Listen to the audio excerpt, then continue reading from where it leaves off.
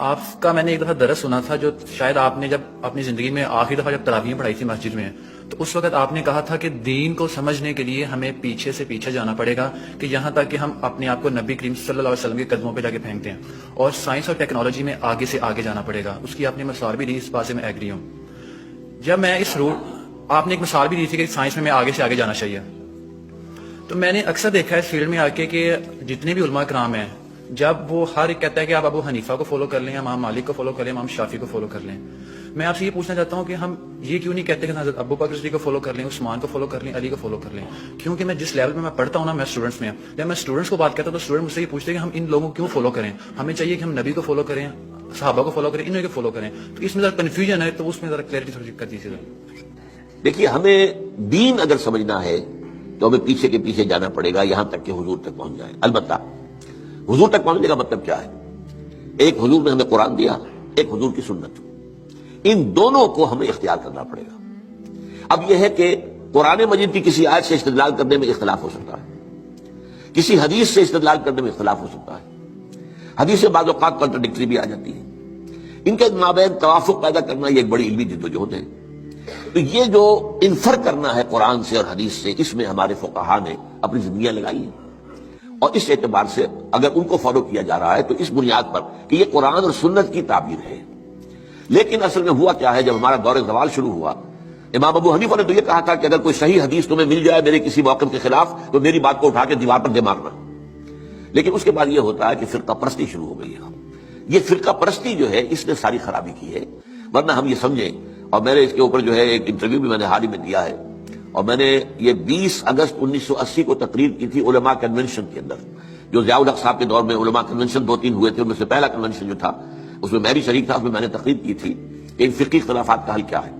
تو میں نے کہا تھا کہ جہاں تک تو فیملی لاز ہے اور پرسنل لا، اس میں ہر فقہ کو کھلی آزادی ہونی چاہیے، کیونکہ بڑے سینسیٹیو ایشوز ہیں، عقائد کا معاملہ ہے تو سینسیٹیو ہے۔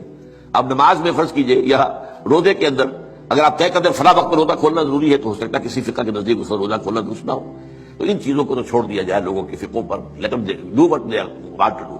لیکن لا آف دی لینڈ میں کسی فقہ کو تسلیم نہ کیا جائے، بلکہ سب کو تسلیم کیا جائے۔ اب اس میں میرے فرق کو سمجھ لیجئے، کوئی فقہ بائنڈنگ نہیں، لیکن تمام فقہوں کو ہم اپنا سمجھے کہ یہ ہمارا ایک اثاثہ علمی ہے، ایک کامن ہیریٹاج ہے، ہمارا تراث علمی ہے۔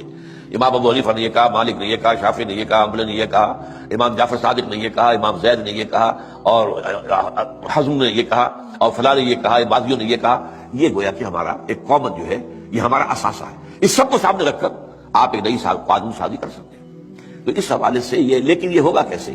جیسا کہ آپ نے علماء کی بات کی، علماء تو اس کے اندر اتنے سخت ہیں کہ ایک فقہ سے باہر قدم نکالنا گویا کہ آپ ان کے نزدیک کفر ہے۔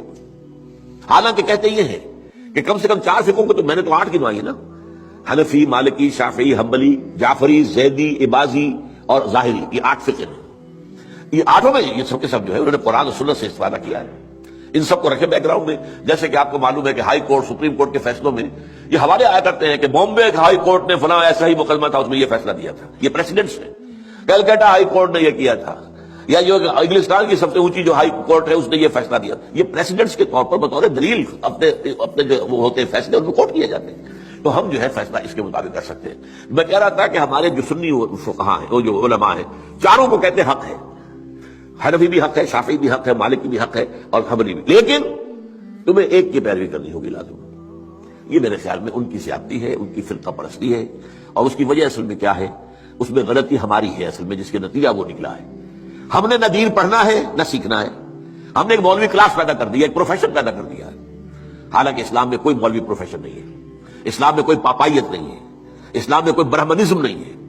یہ نہیں کہ جب تک برہمن نہیں آئے گا شادی نہیں ہو سکتی، جب تک برہمن نہیں آئے گا ارتھی جو ہوتی ہے اس کو آگ نہیں لگائی جاتی ہے، نہیں ہو سکتا۔ ہمارے ہاں کوئی برہمنزم نہیں ہے، لیکن چونکہ ہم تو پڑھتے نہیں، ہم نے تو اپنے آپ کو اور طرف لگایا ہوا ہے۔ تھوڑی سی دینی بنیادی معلومات حاصل ہوں، قرآن اور حدیث کا علم کچھ ہو، تو ہر شخص نماز پڑھا سکتا ہے، ہر شخص جو ہے اپنی بیٹی کا نکاح خود پڑھائے، ہر شخص جو ہے وہ اپنے والد کا جنازہ خود پڑھے، تو وہی گویا کہ پروفیشنل ختم ہو جائے گا۔ تو چونکہ یہاں فرقہ پرستی ہوئی، پروفیشنلزم آیا، پروفیشن میں آپ کو معلوم ہے کہ پروفیشنل جیلسی از دی رول، اس میں تو جو ہے ایک دوسرے سے حسد اور بغض اور ایک دوسرے کے خلاف، یہ تو لازم ہے۔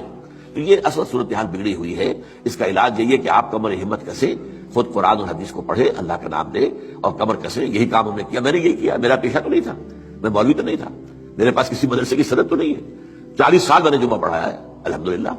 درس قرآن میں 50 سال سے دے رہا ہوں الحمدللہ. میرے بیٹے جمعہ پڑھا رہے ہیں. وہ ایک MBBS ہے ان میں سے، ایک جو ہے MA فلاسفی ہے، ایک جو ہے وہ ڈاکٹریٹ کے کورسز انہیں مکمل کر رکھے ہیں اکنامکس کے اندر. پڑھا رہے ہیں جمعہ. لوگ کہاں پڑھا رہے ہیں. تو یہ کام کرنا جو ہے اس کی طرف زیادہ توجہ ہونی چاہیے پازیٹیولی. باقی جو کچھ ہے اس کا آپ کا مشاہدہ صحیح ہے، وہ